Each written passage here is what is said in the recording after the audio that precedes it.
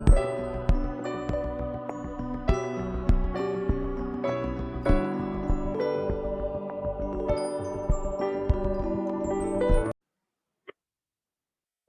students, how are you all? I hope you all are doing well at your home. Today in this video, we are going to discuss question answers and exercise of lesson 6. Lesson 6 is bird watch. In this chapter, we read about birds. Let us start the question answers.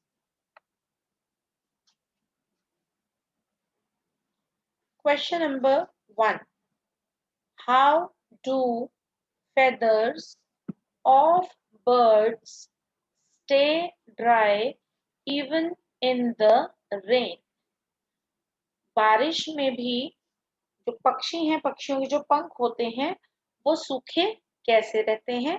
बारिश होने पर भी पक्षियों के पंख गीले क्यों नहीं होते? Answer is feathers of birds stay dry even in the rain as they are waterproof. पक्षियों के जो पंख हैं वो बारिश में भी इसलिए सूखे रहते हैं क्योंकि पक्षियों के जो पंख हैं वो वाटरप्रूफ होते हैं। वाटरप्रूफ यानी कि जल रोधक। जो चीजें जल रोधक होती हैं उनके अंदर पानी नहीं जा सकता। ये एक रीजन है कि उनके जो फेदर्स हैं, जो पक्षियों के पंख होते हैं वो वाटरप्रूफ होते हैं। सेकंड चीज जो इसमें इंक्लूडेड है वो ये है कि जो पक्षियों के फेदर्स होते हैं उनमें ऑयल ग्लैंड्स होते हैं, ग्रंथियां होती हैं, और इन ग्रंथियों की वजह से, जो इन ग्रंथियों में तेल होता है उसकी वजह से जो बारिश का पानी है वो पक्षियों के पंखों के अंदर नहीं जाता और इनके पंख जो हैं वो सूखे रहते हैं। Question number 2. What kind of beaks do most grain-eating birds have? ज्यादातर जो अनाज खाने वाले पक्षी होते हैं उनकी चोंच किस प्रकार की होती है? Answer: grain-eating birds have small, strong and hooked beaks. अनाज खाने वाले जो पक्षी हैं उनकी छोटी, मजबूत और हुक्ड होता है कांटे की शक्ल की चोंच होती है। इनकी जो चोंच है इस चोंच की मदद से ये आसानी से जो भी ग्रेन्स यानी कि अनाज, जो भी अनाज ये पक्षी खाते हैं उन्हें क्रैक करने में और उन्हें क्रश करने में, तोड़ने में और उन्हें निगलने में इन्हें आसानी होती है। इसीलिए अनाज खाने वाले जो पक्षी हैं उनके पास छोटी, मजबूत और कांटे की शक्ल की बीक होती है। Question number 3. What materials do birds use for building nests? Nests यानी कि घोंसले। घोंसले बनाने के लिए पक्षी किस किस सामान का प्रयोग करते हैं? Birds use grass, paper, wool, etc. to build nest. पक्षी अपना घोंसला बनाने के लिए ग्रास यानी कि घास, पेपर यानी कागज, वूल होता है ऊन, और भी बहुत सारी चीजें हैं जैसे कि हमने चैप्टर में रीड किया था। फेदर्स का भी यूज करते हैं, पंखों का भी यूज करते हैं पक्षी। ओल्ड क्लोथ्स, पुराने कपड़ों का भी प्रयोग करते हैं। मड यानी कि मिट्टी के जो कंकर वगैरह होते हैं उन्हें यूज करते हैं। और लीव्स यानी पत्तों का प्रयोग भी करते हैं अपने नेस्ट बनाने के लिए। हमने यहाँ पर 3 थिंग्स ली हैं, आप इनसे अलग भी लिख सकते हैं, कोई प्रॉब्लम नहीं है। यही लिखें तो बेटर है। बर्ड्स अपने घोंसले बनाने के लिए ग्रास, पेपर, फूल एटसेट्रा इन चीजों का प्रयोग करते हैं। Question number 4, how does a tailor bird make its nest? Tailor bird होती है दर्जिन चिड़िया। दर्जिन चिड़िया जो है वो अपना घोंसला किस प्रकार बनाती है? Answer is a tailor bird makes its nest by swing leaves. Swing होता है सिलना। टेलर बर्ड जो है, दर्जिन चिड़िया जो है, वो पत्तों को सिलकर अपना घोंसला बनाती है। दर्जिन चिड़िया अपनी बीक यानी कि अपनी चोंच को एक सुई की तरह यूज करती है, सुई की तरह उसका प्रयोग करती है और पत्तों को सिलकर अपना एक आरामदायक घोंसला बनाती है। टेलर बर्ड जो है वो थ्रेड और वूल, धागा और ऊन जैसी चीजों को यूज करती है पत्तों को सिलने के लिए। इसीलिए इस पक्षी का नाम टेलर बर्ड है, क्योंकि ये टेलर की तरह, दर्जी की तरह पत्तों को सिलकर अपना घोंसला बनाती है। दर्जी भी जो है वो कपड़े सिलता है, वो भी सुई और धागे की को ही यूज करता है। ऐसे ही जो टेलर बर्ड है ये भी पत्तों को और धागे को यूज करके अपनी चोंच की मदद से अपना घोंसला बनाती है। Fifth question, how is a cuckoo different from other birds? Different होता है अलग। एक कुकू यानी कि कोयल, कोयल बाकी पक्षियों से अलग किस प्रकार से है? Answer, a cuckoo does not build its nest like other birds. Cuckoo पक्षी जो है, कोयल जो है, वो बाकी पक्षियों की तरह अपना घोंसला नहीं बनाती। हमने जब चैप्टर रीड किया था, चैप्टर में भी हमने ये स्टडी किया था। बहुत मैक्सिमम जो ज्यादातर जो बर्ड्स हैं, जो पक्षी होते हैं, वो अपने घोंसले बनाते हैं। अपने घोंसले वो अपने अंडे देने के लिए बनाते हैं, अपने अंडों को वहां सुरक्षित रखने के लिए। और जो कोयल है, कोयल अपना खुद का घोंसला नहीं बनाती। कोयल जब अंडे देती है वो किसी और पक्षी के घोंसले में ही अपने अंडे देती है। इसीलिए कोयल बाकी पक्षियों से अलग है।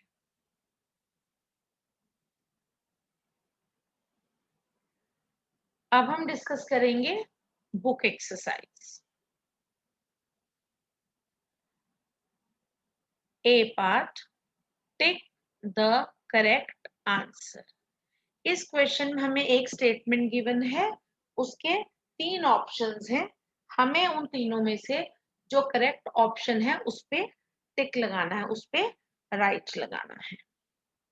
First is the feathers that keep the bird warm are called dash feathers. feathers होते हैं पंख। ऐसे पंख जो कि एक पक्षी को वार्म यानी कि गर्म, जो कि एक पक्षी को गर्म रखते हैं, उन्हें डैश पंख कहते हैं। ऑप्शंस हैं हमारी फ्लाइट, डाउन या बॉडी। क्या रीड किया था हमने चैप्टर में? जो पंख एक पक्षी के शरीर को गर्म रखते हैं उन्हें कहते हैं डाउन फेदर्स। तो डाउन इसका करेक्ट ऑप्शन आंसर है, तो हम डाउन पे टिक करेंगे। सेकंड है बर्ड्स मेक नेस्ट्स। नेस्ट्स होते हैं घोंसले। पक्षी घोंसले बनाते हैं।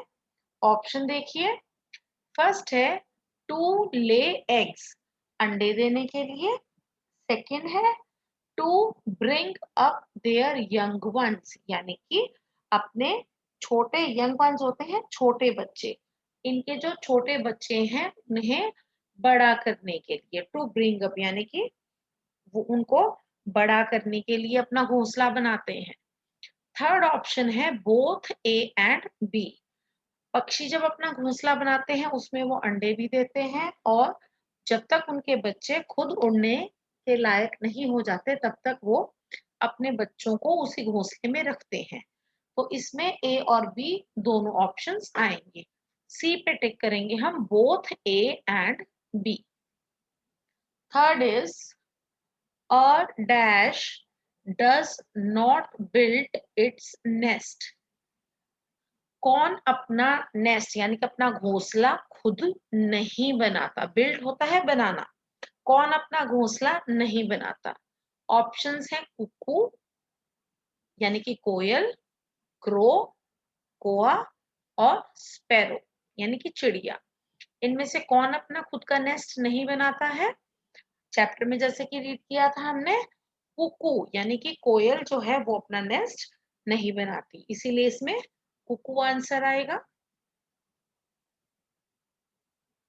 Fourth is birds like sparrows, pigeons have dash beaks। पक्षी जैसे कि स्पैरो और पिजन है, इनकी डैश प्रकार की चोंच होती हैं। फर्स्ट ऑप्शन है शॉर्ट एंड हार्ड, छोटी और सख्त। सेकंड है लॉन्ग बीक यानी कि लंबी चोंच। सी है ब्रॉड एंड फ्लैट, ब्रॉड यानी कि चौड़ा, फ्लैट यानी कि चपटा। इन तीनों में से किस प्रकार की चोंच होती है स्पैरो और पिजन की? शॉर्ट एंड लॉन्ग, छोटी और सॉरी शॉर्ट एंड हार्ड, छोटी और सख्त चोंच होती है स्पैरो और पिजन की। तो ये करेक्ट आंसर है, इसे हम ब्लैंक में फिल करेंगे। फिफ्थ है an eagle has a dash beak. Eagle जो होता है, ईगल की डैश तरह की चोंच होती है। First is sharp and hook. Second option is sharp, third option is straight.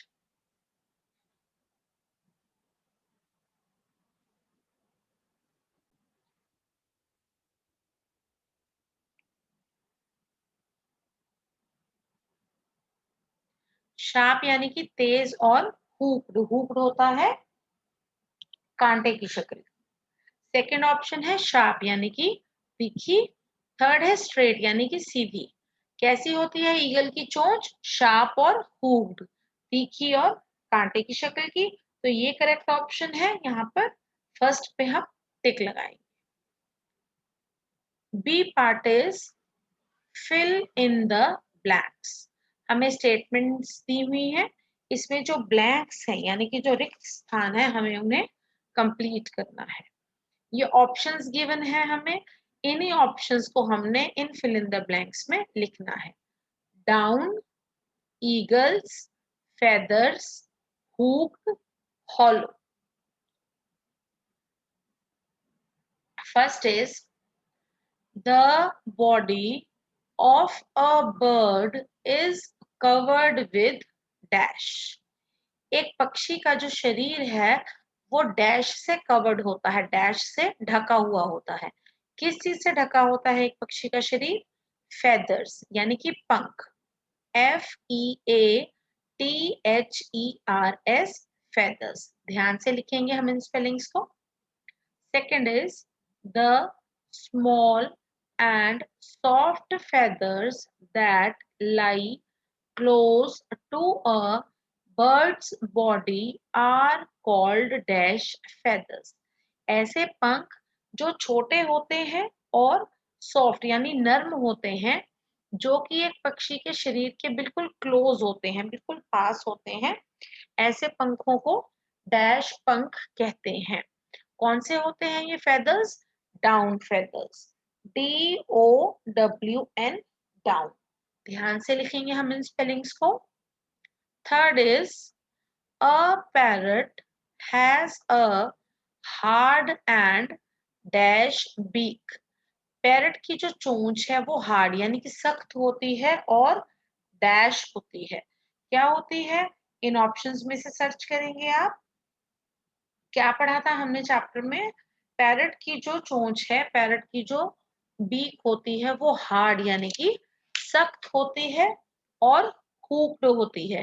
Hooked यानी कि कांटे की शक्ल की। HOOKED, hooked. यहाँ भी है ये स्पेलिंग्स, इन ऑप्शंस में ध्यान से लिखेंगे हम स्पेलिंग्स को. Fourth is dash fly very high in the sky. आसमान में बहुत ऊंचाई पर कौन उड़ता है? अगर आपको बिना ऑप्शंस के ये स्टेटमेंट आती है तो आप इसमें वल्चर भी लिख सकते हैं, लेकिन हमारे ऑप्शंस में ईगल्स गिवन है, इसीलिए हम यहाँ ईगल्स लिखेंगे. EAGLES, eagles. Fifth is woodpeckers live in the dash of a tree trunk. woodpecker यानी कि कठफोड़वा. woodpecker जो बर्ड है वो एक पेड़ के तने के डैश में रहता है. कहाँ रहता है? Hollow, HOLLOW, hollow. हॉलो होता है खोखला. पेड़ के तने में जो खोखली जगह होती है वहां पर वुडपेकर रहता है. वुडपेकर पेड़ के तने में अपनी चोंच की मदद से पोकिंग करता है, उसे कुरेदता है और वहां पर अपने रहने की जगह बनाता है. C part is right, T for true and F for false. T यानी ट्रू यानी कि ठीक, F false होता है रॉन्ग यानी गलत. हमें स्टेटमेंट्स दी हुई हैं, इनमें से जो स्टेटमेंट ठीक है उसके लिए, जो ट्रू है उसके लिए हमें टी लिखना है, और जो फॉल्स है यानी कि जो गलत है उसके लिए हमें एफ लिखना है.